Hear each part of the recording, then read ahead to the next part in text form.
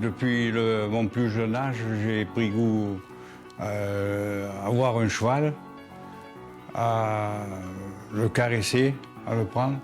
Et depuis l'âge de 14 ans, je suis rentré aux écuries d'entraînement comme apprenti pour terminer ma carrière en 93 dans les haras nationaux.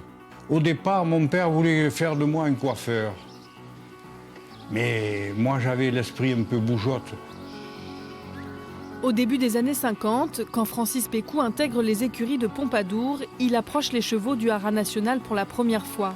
Il ne les quittera plus jamais et c'est tout en bas de l'échelle qu'il commence à prendre soin d'eux en tant que groom. Les grooms, c'était comme une école d'apprentis. Ils nous apprenaient à monter à cheval, à nettoyer un box, à faire les toilettes, à faire tout ce qui touche au cheval. Je me rappelle la première fois que je suis monté sur un cheval, et je me rappelle même de son nom. C'était une petite jument arabe qui s'appelait Antiope. Et elle était gentille comme tout. Une fois par an, le haras national s'exporte 4 mois durant. Francis et ses collègues partent dans les campagnes avec leurs étalons pour la reproduction.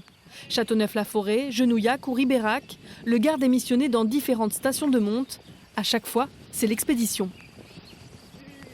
Je me souviens les années 60,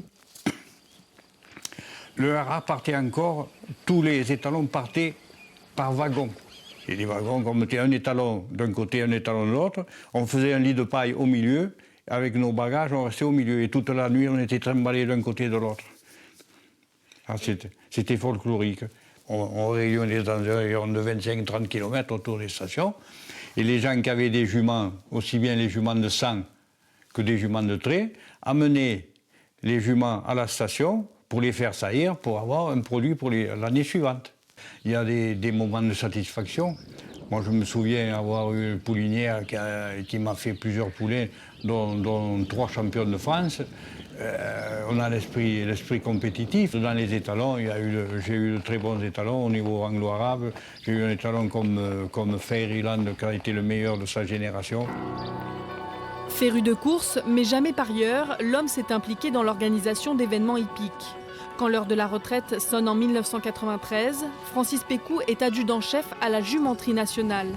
Il laisse derrière lui l'âge d'or du haras de Pompadour, dont la dimension et le rôle n'ont cessé de décliner depuis.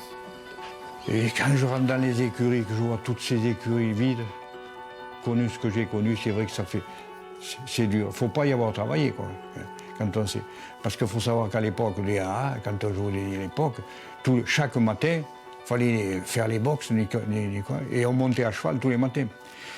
Et de là, on montait en ville. Alors on sortait des colonnes de 10, 12, 15 étalons en ville. Là, les gens nous voyaient, là. Et alors maintenant, vous me demandez qu'est-ce que ça me fait quand je vois les panneaux à 25-30 km de chez moi. Haras national Pompadour. Oui, bien sûr, je vois le panneau. Mais je cherche les étalons.